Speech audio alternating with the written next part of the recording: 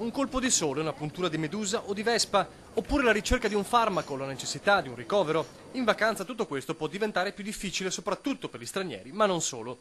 A Bibione, Caorle, Eraclea e Jesolo da oggi è possibile scaricare sul proprio smartphone l'applicazione gratuita Vacanze in Salute e anche uno sfortunato imprevisto può essere risolto in breve tempo.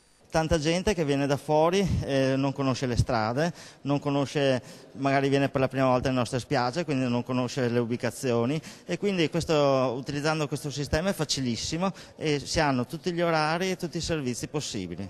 Automaticamente la app si installa nella lingua di chi la richiede. Immancabili le farmacie di turno indicate in ordine di vicinanza dal telefonino, i numeri della guardia medica e degli ospedali di zona, l'elenco degli ambulatori medici con le relative geolocalizzazioni.